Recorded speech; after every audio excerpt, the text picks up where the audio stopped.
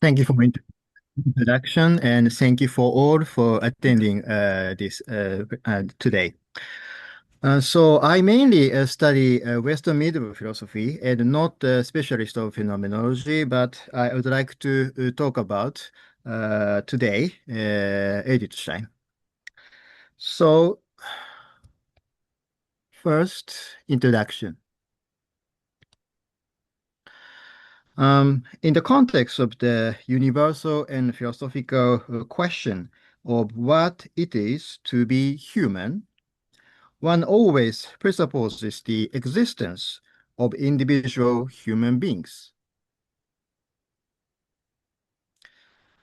Western medieval philosophy, grounded in the Christian context of individual salvation, established the concept of the irreplaceable or incommunicable individual, a notion that might connect to modern individualism.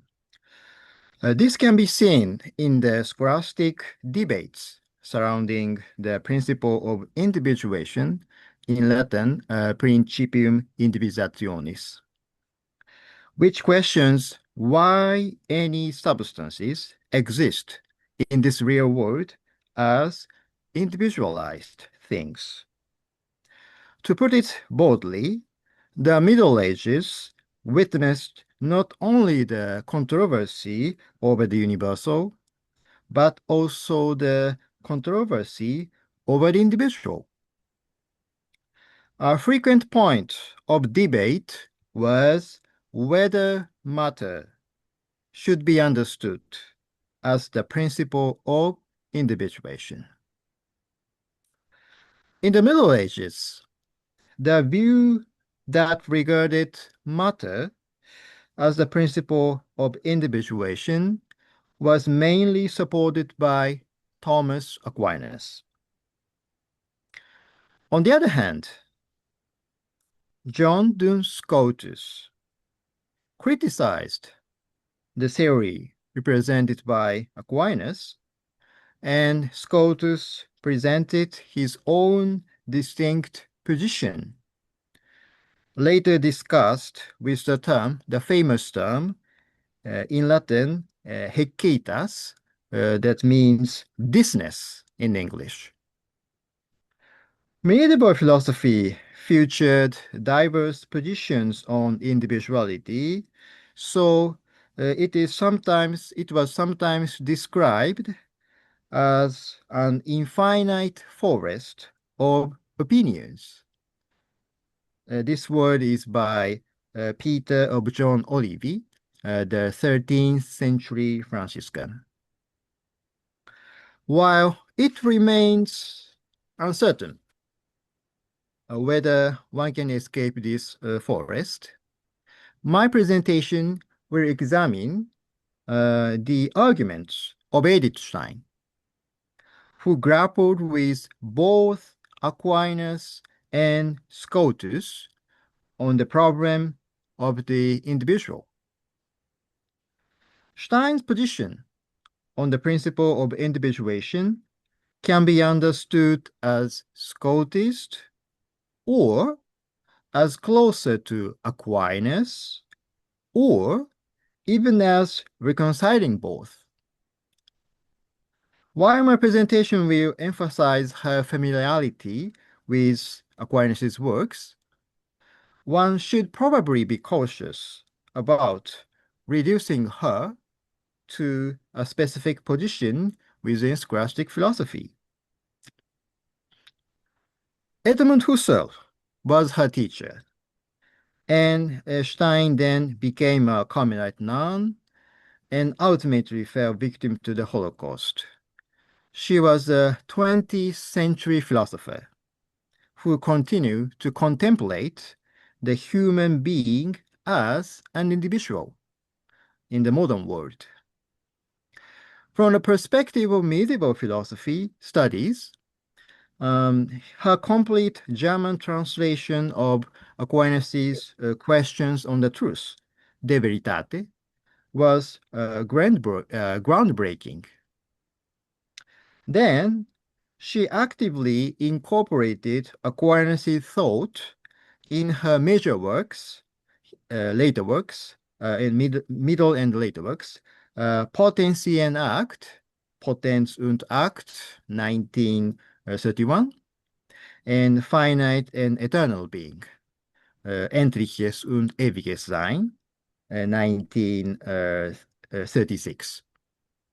In her discussions on individuality, she referred to Scotus, recognizing the inadequacy of a Thomistic theory about individuation. What I wish to consider with reference to Stein is the philosophical significance of the debate over whether matter should be regarded as the principle of individuation. The source of the theory of matter and form, that is hieromorphism, in medieval philosophy is, of course, the ancient Greek philosopher Aristotle. From the Aristotelian perspective, one can regard the human body and its parts as concrete examples of matter, and the human soul as a substantial form. In the case of humans, it is entirely conceivable that not only the formal aspect, that means soul, but also the physical aspect, that means body, would contribute to the formation of individuality. To rephrase this in scholastic terminology, the question is whether both form and matter can be recognized as the principles of individuation. I'd like to specifically deal with the question what role matter can play in the individuality of the whole human being by tracing the arguments of our sacred philosopher of the 20th century. So next section, what is individuality? In German, Einzelsein. What is individuality or individual existence? In German, Einzelsein.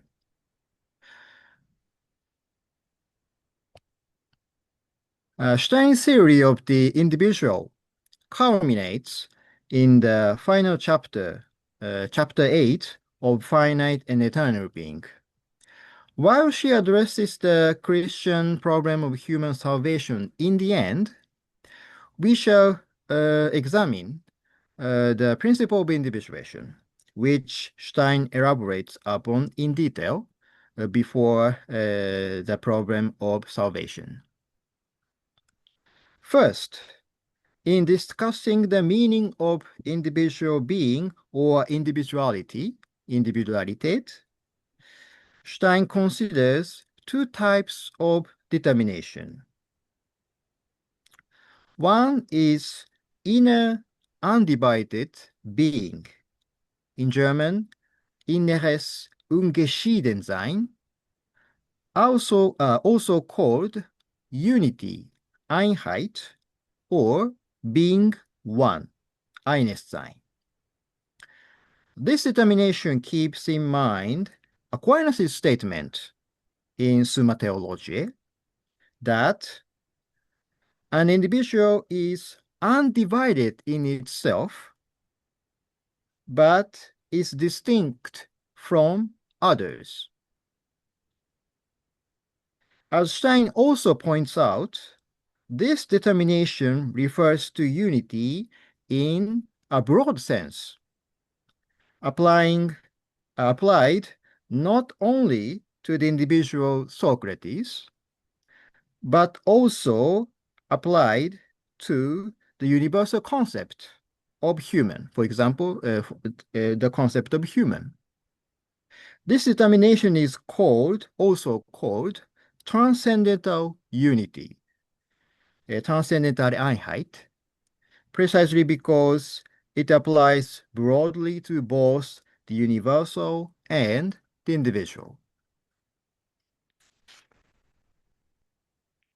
Another determination to be considered is numerical unity. In German, zahlenmäßige Einheit. After Stein shows the example of 3 copies of the same book or 3 prints of the same photograph, she goes on to maintain that numerical unity cannot be identified with individuality. This is because for them to be numerically distinguishable, they must first exist individually.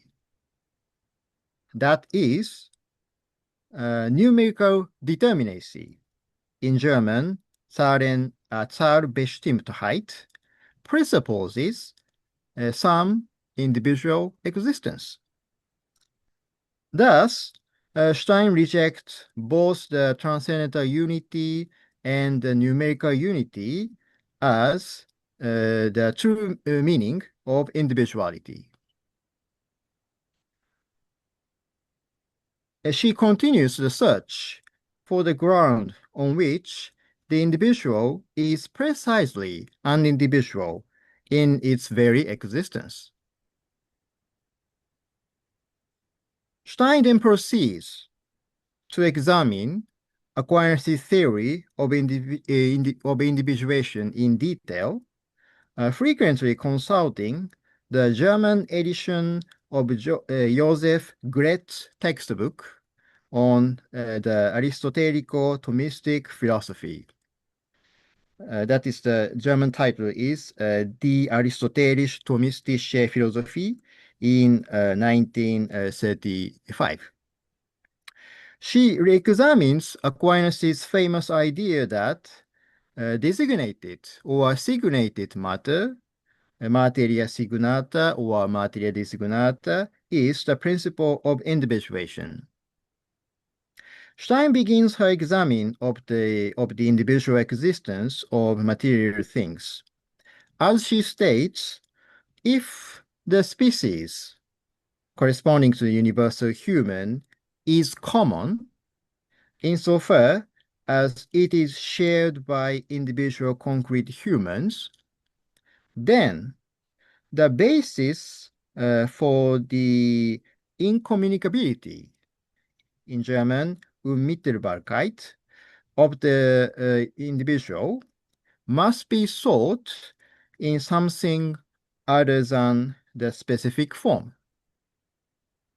Therefore, the basis for individual existence in the world of bodily things must be sought in the side of matter, in German, Stoff.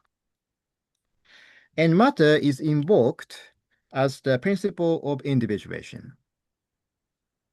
In corporeal realms, the concrete matter is conceived as having some extension in 3 dimensions: length, width, and height. However, Stein points out that this concrete matter is already determined, that is, it is already particularized by some form. That means that matter becomes this concrete matter insofar as it is spatially extended. This is the basis for distinguishing material things from spirits or minds, in German, Geist. Stein concludes that matter is this or that because it belongs to this or that determination of space. Furthermore, Stein emphasizes that the material determination is not yet sufficient to constitute individual existence. It requires more powerful determination, the formal determination. For example, the matter of gold at first possesses the species determination of gold, and then it has the potential to be divided into individual pieces of gold. each occupying a particular space in a particular way. So you can put it in your pocket or in your bag or in your desk, etc. However, species determination still does not coincide with the essential form, Bayesian's form, of the individual thing. Stein tries to see the individual form in a particular thing. According to her, the various essential forms of material things not only confer specific determination upon them, but are themselves the forces that shape matter individually with their particular states. Now, what is communicable or what is common among multiple individuals is not the essential form, but rather the pure form or essentiality, Wesenheit, in her word. What Stein means here is that both form and matter are complementary principles for individuation, and one cannot exist without the other. Any form can exist in some matter, and matter can exist under some form. As long as matter is matter, it is just a potential state. It cannot possess any specific content to be shared. Matter must be determined by form to have some content. Ultimately, Stein attributes individual existence to the form of things. I want to make a quotation. I only read English version. If I understand him correctly, said Stein, Duns Scotus does the same. He sees the principium individuationis as something positive being that separates the essential form, Bayesian's form, from the universal one. In this way, Stein explicitly states that she sides with Scotus rather than Aquinas on the principle of individuation. What Stein recognizes in Scotus's principle of individuation is form, as the principle that brings about individuality from within the thing as a prior cause than matter. On the other hand, in another passage, another place, she is saying that form as the principle of individuation is empty form, leer form. We could still consider the contribution of materiality to individuation. One can ask, what role does matter have in the human individuation?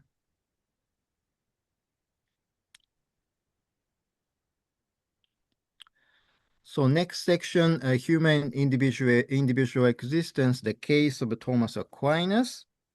And I just show you one passage of Thomas Aquinas's short writing.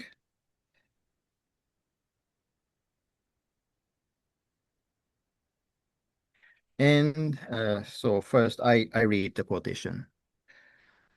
If it is indeed understood that souls are individuated by bodies, as if bodies were the total cause of the individuation of souls, this is false. On the other hand, if it is understood that bodies are in some way aliquariter, the cause of the individuation of souls, this is true. The reason is as follows. each thing possesses unity and individuation insofar as it possesses being, esse in Latin. Therefore, just as the body is not the total cause of the soul, but rather the soul has a certain order with the body according to its own determination, ratio in Latin, since it can be united with the body within the soul's determination, so too the body is not the total cause of this soul's individuation, but rather this soul can be united with this particular body within this soul's determination. And such individuation remains in the soul even if the body perishes. In this text, Aquinas held human individuation to be constituted by the cooperation of soul and body. We can see in Aquinas' text that for humans, assuming a merely material principle is insufficient. Rather, the formal principle of the soul also possesses a function of individuation.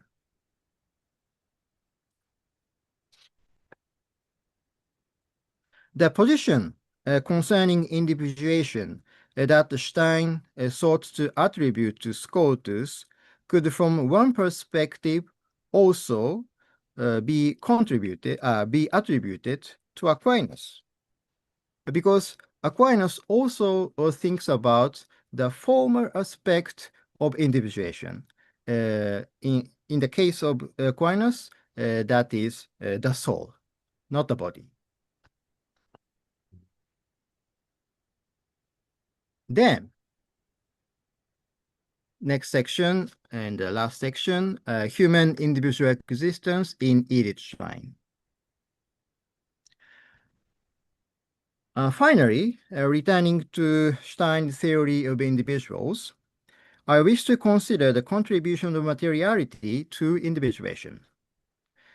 In concluding chapter 8 of Finite and Eternal Being, she develops her theory of individuation specifically for human beings.